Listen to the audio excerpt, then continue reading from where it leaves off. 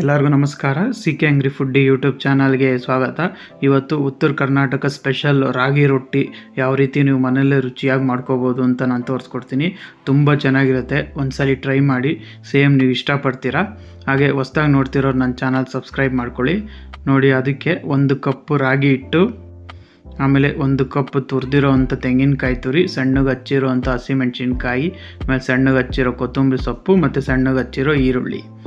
ಈಗ ಒಂದು ಬಟ್ಲಿಗೆ 1 ಕಪ್ ರಾಗಿ ಹಿಟ್ಟು, ಅದಕ್ಕೆ ಒಂದು ಅರ್ಧ ಕಪ್ಪಷ್ಟು ಈರುಳ್ಳಿ, ಆಮೇಲೆ ಅರ್ಧ ಕಪ್ಪಷ್ಟು ಕೊತ್ತಂಬರಿ ಸೊಪ್ಪು, ಆಮೇಲೆ ಸಣ್ಣಗೆ ಹಚ್ಚಿರೋ ಒಂದು 3 ಹಸಿಮೆಣ್ಸಿನ್ಕಾಯಿ, ಆಮೇಲೆ ಕಾಯಿ ತುರಿ, ಆಮೇಲೆ ನಾನಿಲ್ಲಿ ಕಡಲೆ ಬೀಜ ಹುರ್ಗಡ್ಲೆನ ತರ್ತರಿಯಾಗಿ ಪುಡಿ ಮಾಡ್ಕೊಂಡಿದ್ದೀನಿ, ಅದನ್ನು ಹಾಕ್ಕೊಳ್ಳಿ. ಆಮೇಲೆ 1 ಚಮಚ ಬಿಳಿ ಎಳ್ಳು, ಆಮೇಲೆ ಒಂದು ಅರ್ಧ ಚಮಚ ಉಪ್ಪು. ಈಗ ಫಸ್ಟು ಮಿಕ್ಸ್ ಮಾಡ್ಕೊಳ್ಳಿ, ಹಿಟ್ಟು ಜೊತೆ ಅದೆಲ್ಲ ಮಿಕ್ಸ್ ಆಗಬೇಕು, ಈರುಳ್ಳಿ ಎಲ್ಲ ಅಲ್ಲಿ ತನಕ ಮಿಕ್ಸ್ ಮಾಡ್ಕೊಳ್ಳಿ. ಈಗ ಸ್ವಲ್ಪನೇ ನೀರು ಹಾಕ್ಕೊಂಡು ಅದನ್ನು ರೊಟ್ಟಿ ಹಿಟ್ಟಿನ ಅದಕ್ಕೆ ಕಲಿಸ್ಬೇಕು. ತುಂಬ ಗಟ್ಟಿನೂ ಇರಬಾರ್ದು, ತುಂಬ ಮೆತ್ತಗೆ ಇರಬಾರ್ದು, ಮೀಡಿಯಮ್ ಆಗಿರಲಿ, ಆ ಥರ ಕಲಸಿ. ನೋಡಿ, ಇದು ಕಲಿಸಿದ್ದೀನಿ. ಈಗ ನೋಡಿ, ಅದಕ್ಕೆ ಬರಬೇಕು. ಇದನ್ನು ಒಂದು ಅರ್ಧ ಗಂಟೆ ನೆನೆಯೋಕ್ಕೆ ಬಿಡಿ, ಅವಾಗ ನಿಮ್ಗೆ ಇನ್ನೂ ಸಾಫ್ಟ್ ಆಗುತ್ತೆ ಹಿಟ್ಟು, ಅವಾಗ ಇನ್ನೂ ಸಕ್ಕತ್ತಾಗಿ ಬರುತ್ತೆ ರೊಟ್ಟಿ. ಇದು ಇವಾಗ ತಾನೇ ಕಲಸಿರೋದ್ರಿಂದ ಸ್ವಲ್ಪ ಗಟ್ಟಿ ಇದೆ, ನೀವು ಒಂದು ಅರ್ಧ ಗಂಟೆ ಬಿಟ್ಟರೆ ಅದು ಮೆತ್ತಗಾಗುತ್ತೆ. ಈಗ ನೋಡಿ, ಅರ್ಧ ಗಂಟೆ ಆಗಿದೆ. ನಾನೀಗ ಒಂದು ಬಟರ್ ಪೇಪರ್ ಮೇಲೆ ಫಸ್ಟು ಆಯಿಲ್ ಹಾಕಿ ಗ್ರೀಸ್ ಮಾಡ್ಕೊಳ್ಳಿ, ಯಾಕೆಂದರೆ ನಿಮಗೆ ರೊಟ್ಟಿ ಅವಾಗ ಪೇಪರಿಗೆ ಅಂಟ್ಕೊಳ್ಳಲ್ಲ, ನೀಟಾಗಿ ಹಂಚ ಮೇಲೆ ಹಾಕಿದಾಗ ಅದು ಓಪನ್ ಆಗುತ್ತೆ.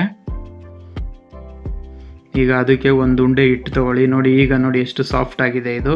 ಅರ್ಧ ಗಂಟೆ ನೆಂದರೆ ನಿಮ್ಗೆ ಇದೇ ಥರ ಸಾಫ್ಟಾಗಿ ಆಗುತ್ತೆ. ಈಗ ಇದನ್ನು ತೆಳ್ಳಗೆ ನೀರು ಮುಟ್ಕೊಂಡು ತಟ್ಟಿ. ನೋಡಿ, ಇದೇ ಥರ ನೀರು ಮುಟ್ಕೊಂಡು ತಟ್ಟಬೇಕು. ನೋಡಿ, ಈಗ ಇದು ರೆಡಿ ಆಗಿದೆ. ಈಗ ಒಂದು ಹಂಚ ಮೇಲೆ ಸ್ವಲ್ಪ ಎಣ್ಣೆ ಹಾಕ್ಕೊಳ್ಳಿ, ಯಾಕಂದರೆ ಎಣ್ಣೆ ಹಾಕಿದ್ರೆ ನಿಮಗೆ ಬುಡದಲ್ಲಿ ಹಂಚಿಗೆ ಅಂಟ್ಕೊಳ್ಳೋದಿಲ್ಲ, ಇಲ್ಲಾಂದರೆ ಹಂಚಿಗೆ ಅಂಟ್ಕೊಂಡ್ಬಿಡುತ್ತೆ ರೊಟ್ಟಿ. ಈಗ ಅದಕ್ಕೆ ತಟ್ಟಿರೋಂಥ ರೊಟ್ಟಿನ ಹಾಕ್ಕೊಳ್ಳಿ.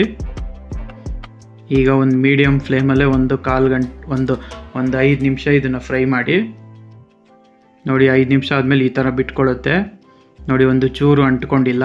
ಈಗ ಸ್ವಲ್ಪ ಆಯಿಲ್ ಹಾಕ್ಕೊಳ್ಳಿ, ಗರ್ಗರಿಯಾಗಿ ಬರಬೇಕಲ್ಲ ರೊಟ್ಟಿ, ಅದಕ್ಕೋಸ್ಕರ. ನೀವು ಆಯಿಲ್ ಇಲ್ಲ ಅಂದರೆ ಬೆಣ್ಣೆ ಬೇಕಾದ್ರೂ ಯೂಸ್ ಮಾಡ್ಬೋದು, ಇನ್ನೂ ರುಚಿಯಾಗಿರುತ್ತೆ.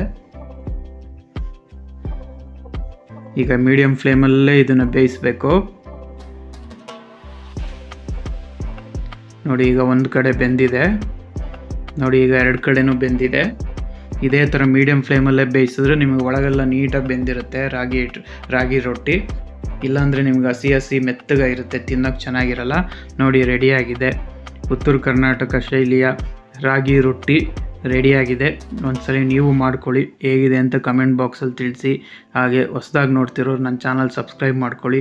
ಇದೇ ಥರ ನಾನು ಅಕ್ಕಿ ರೊಟ್ಟಿ, ಸೌತೆಕಾಯಿ ರೊಟ್ಟಿ, ಸಬ್ಬಸಿಗೆ ಸೊಪ್ಪಿನ ರೊಟ್ಟಿ ಎಲ್ಲ ಹಾಕಿದ್ದೀನಿ, ಡಿಸ್ಕ್ರಿಪ್ಷನಲ್ಲೂ ಇದೆ, ಒಂದ್ಸಲಿ ನೋಡಿ. Thank you.